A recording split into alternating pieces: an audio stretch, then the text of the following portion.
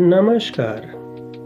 Hindi Prabodh online study channel में आपका स्वागत है। मैं हूं किशोरीलाल भजनी।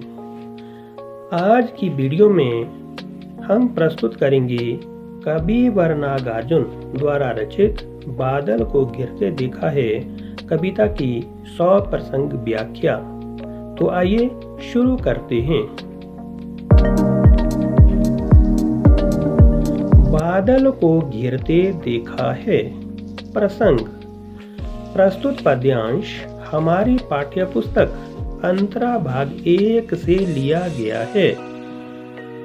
हिंदी साहित्य के प्रतिनिधि कवि नागार्जुन द्वारा रचित बादल को घिरते देखा है शीर्षक कविता से ये पंक्तियां ली गई हैं। इनके माध्यम से कवि ने जहां बादल के कोमल और कठोर दोनों रूपों का वर्णन किया है, वहीं पर हिमालय की बर्फीली घाटियों, झीलों, झरनों, देवदार के जंगलों तथा किन्नर किन्नरियों के जनजीवन का यथार्थ चित्रण भी प्रस्तुत किया है।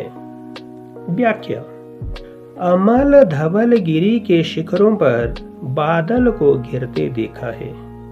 कवि वर नागार्जुन कहते हैं कि अमल का अर्थ हो गया स्वच्छ, अर्थात बिल्कुल साफ सुथरा। धवल का अर्थ हो गया सफेद। गिरी का अर्थ हो गया पर्वत। अमल धवल गिरी के शिखरों पर, अर्थात अमल जो बिल्कुल स्वच्छ है, मल से रहित है, धवल सफेद क्योंकि हिमालय पर्वत बर्फ से ढके रहते हैं। गिरी के शिखरों पर, हिमालय पर्वत की उन चोटियों पर बादल को गिरते देखा है। कवि ने बादल को गिरते हुए देखा है। छोटे छोटे मोती जैसे उसके शीतल तोहिन कणों को, कि वहां पर छोटे छोटे उन बादलों से छोटी छोटी मोती के समान बूंदें जो अति अधिक शीतल अर्थात ठंडी होती है, तोहिन कण जो बर्फ के कणों के समान या ओस की बूंदों के समान प्रतीत होते हैं, मानसरोवर के उन स्वर्णिम कमलों पर गिरते देखा है। तो उन्हें कवि ने मानसरोवर झील पर जो खिले हुए कमल है, जिन पर सूर्य की धूप पड़ने से वे सोने के समान दिखाई देने लगते हैं, तो उन कमलों की पंखुड़ियों पर कवि ने उनको देखा है, बादल को गिरते देखा है और कवि ने बादल को गिरते देखा है। तुंग हिमालय के कंधों पर छोटी बड़ी कई झीलें हैं। तुंग का अर्थ हुआ ऊंचा, हिमालय हो गया हिमालय पर्वत के कंधों पर, अर्थात हिमालय पर्वत की जो ऊंची ऊंची श्रृंखलाएं हैं, वहां पर अनेक छोटी तथा बड़ी झीलें विद्यमान हैं। उनके श्यामल नील सलिल में समतल देशों से आकर, श्यामल का अर्थ हो गया सांवले रंग का, काले रंग का, नीले रंग का, सलिल हो गया जल, अर्थात उस हिमालय पर्वत में जो छोटी झीलें हैं, उथली झीलें हैं, उनका पानी हल्का सा श्याम वर्ण का तथा जो गहरी झीलें हैं, उनका पानी बिल्कुल नीला दिखाई देने लगता है। उन झीलों पर समतल देशों, समतल का अर्थ हुआ मैदानी, अर्थात मैदानी देश से आकर पावस की उमस से व्याकुल, पावस का अर्थ हुआ गर्मी, उमस का अर्थ हुआ भीषण उमस, आकुल का अर्थ हुआ व्याकुल, तिक्त मधुर का मतलब हुआ कसैले, खट्टे और मीठे, विष तंतु कमल नाल के भीतर, कमल का तंतु खोजते हंसों को तैरते देखा है। तो हंस एक पक्षी का नाम है। तो कवि कहते हैं कि समतल देशों से, अर्थात जो मैदानी देश हैं, वहां से गर्मी में अति अधिक गर्मी से तंग हो करके, व्याकुल अवस्था धारण करके, वहां से जो हंस पक्षी हैं तथा अनेक परदेशी पक्षी हैं, वे उस मानसरोवर झील पर आकर के वहां की कमल नाल के अंदर के रेशे को खोजते हुए कवि ने देखा है। और जब वह हंस उस झील पर तैर रहे हों। बादल को गिरते देखा है, तो बादल को गिरते देखा है बार बार इस पंक्ति के माध्यम से कवि ने इस कविता में नाद सौंदर्य लाने का प्रयास किया है।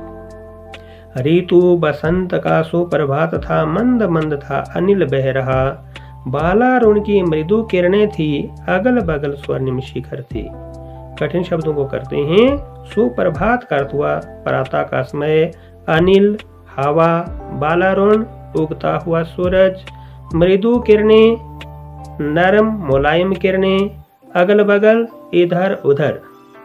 व्याख्या करते हैं कि बसंत ऋतु का सुप्रभात अर्थात सुबह का समय था, जिसमें मंद मंद हवाएं बह रही थी। सूर्य देवता अपने बालक रूप में अभी पूर्व दिशा से उदय हो रहे थे और उनकी जो मनोरम किरणें हैं वे उस हिमालय पर्वत की श्रृंखलाओं पर जो आमने सामने थे उसके ऊपर पड़ रही थी, जिससे हिमालय की वही श्रृंखलाएं सोने के समान चमक रही थी। एक दूसरे से विरहित हो, अलग अलग रहकर ही जिनको सारी रात बितानी होती, निशा काल से चिर अभिशापित। कठिन शब्दों को करते हैं। विरहित का अर्थ हुआ के बिना, चिर अभिशापित लंबे समय से शापित। कवि कहते हैं कि एक दूसरे से विरहित हो अर्थात एक दूसरों से जो पक्षी रात्रि के समय में बिछुड़ जाते हैं अर्थात अलग अलग रहते हैं और सारी रात उनको अलग अलग रह करके ही बितानी होती है, तो निशा काल से कि किसी लंबे समय से किसी अभिशाप की वजह से जो विवश हुए चकवा और चकवी नामक पक्षियों का जोड़ा है, उनका करंदन अर्थात उनकी जो प्रेम क्रीडाएं वो बंद हो जाती है। फिर उनमें उस महान सरोवर के तीरे, तो उसके उपरांत सरोवर का अर्थ हुआ सरोवर, तीरे हुआ तट, कि उस महान मान सरोवर झील के किनारे उसके तट पर शैवालों की हरी दरी पर प्रणय कला छिड़ते देखा है। प्रणय कला का अर्थ हुआ प्रेम रूपी क्रीडाएं। तो कवि कहते हैं कि शैवालों रूपी हरी दरी पर उस चकवा और चकवी नामक पक्षियों के भीतर प्रेम रूपी क्रीडाएं उनको छिड़ते हुए देखा है, बादल को गिरते देखा है। दुर्गम बर्फानी घाटी में शत सहस्त्र फुट ऊंचाई पर अलख नाभि से उठने वाले निज के ही उन्मादक परिमल। कठिन शब्दों को करते हैं। दुर्गम, दुर्गम का अर्थ हुआ कठिन, जहाँ जाया नहीं जा सकता। शत सहस्त्र सैकड़ों हजारों, अलख ना दिखाई देने वाले, उन्मादक, उन्मादक अर्थ हुआ मस्ती भरे, परिमल, परिमल का अर्थ हुआ कमल।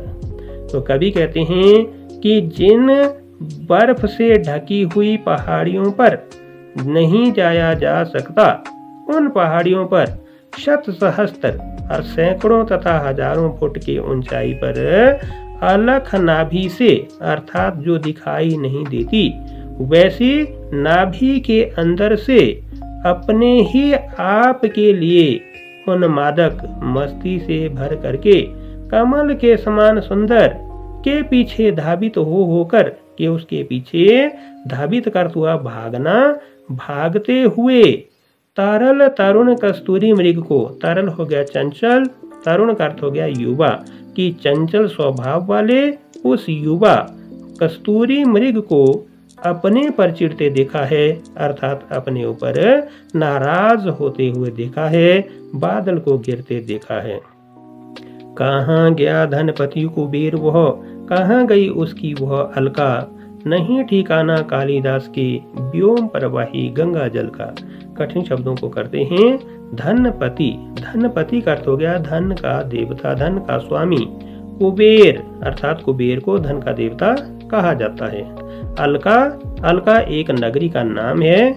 व्योम प्रवाही आसमान से बहने वाला। तो कहाँ गया धनपति कुबेर। कवि कहते हैं कि धन के देवता जो कुबेर माने जाते हैं, जिनके बारे में हमने सुन करके रखा था, तो तो वे अब कहाँ चले गए हैं, और उनकी जो अलका नगरी है जहाँ के वे स्वामी रहे हैं, वो अलका नगरी भी अब हमें कहीं नहीं मिलती। नहीं ठिकाना कालिदास के। और कवि कालिदास ने जिस बात का वर्णन किया था उसका भी अब ठिकाना कहीं नहीं मिलता। व्योम प्रवाही गंगा जल का, क्योंकि उन्होंने जिस बादल को दूत बनाकर भेजा था वो भी शायद इस आसमान में प्रवाह करके बह गया होगा। इसलिए उस गंगा जल के रूप में उस बहते बादल का अब कोई पता नहीं चलता। ढूंढा बहुत परंतु लगा क्या, मेघदूत का पता कहीं पर। कवि कहते हैं कि उस बादल को ढूंढा बहुत और उसको ढूंढने का बहुत प्रयास किया, परंतु वह जो मेघदूत कालिदास के द्वारा भेजा गया था उसका आज तक भी कहीं कोई पता नहीं लगा। कौन बताए वह छायामय बरस पड़ा होगा ना यहीं पर। तो कवि नागार्जुन कहते हैं कि इस बात को कौन बता सकता है, परंतु कवि नागार्जुन को लगता है कि वह बादल बन करके अवश्य ही इसी पवित्र भूमि पर बरस गया होगा। जाने दो वो कवि कल्पित था। कवि कल्पित का अर्थ हुआ कवि के द्वारा की गई कल्पना, कि इस बात को छोड़ दो, क्योंकि ऐसा प्रतीत होता है कि शायद वो कवि कालिदास के द्वारा की गई कल्पना थी। मैंने तो भीषण जाड़ों में नभचुंबी कैलाश शीर्ष पर महामेघ को झंझानील से गरज गरज भिड़ते देखा है।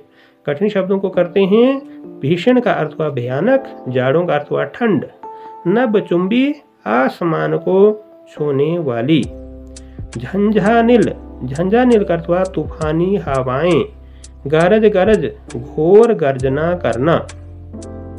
व्याख्या करते हैं, मैंने तो भीषण जाड़ों में, कि कवि नागार्जुन कहते हैं कि मैंने भयानक ठंड के मध्य में आसमान को छूने वाली जो ऊंची ऊंची कैलाश की चोटियां हैं, महामेघ को इन चोटियों से लिपटे हुए भयानक घन घोर बादलों को झंझानील तूफानी हवाओं के साथ इधर उधर दौड़ते हुए गरज गरज घोर गर्जना करते हुए भिड़ते देखा है।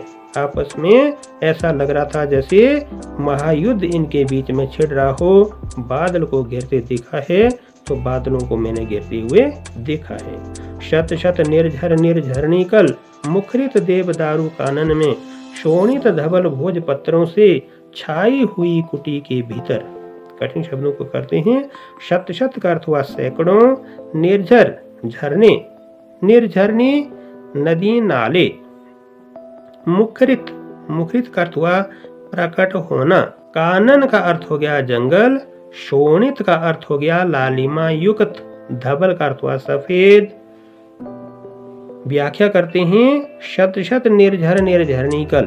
कवि नागार्जुन कहते हैं कि सैकड़ों सैकड़ों झरने तथा नाले कल कल कल करते हुए मुखरित, मुखरित करते स्पष्ट होने लगते हैं।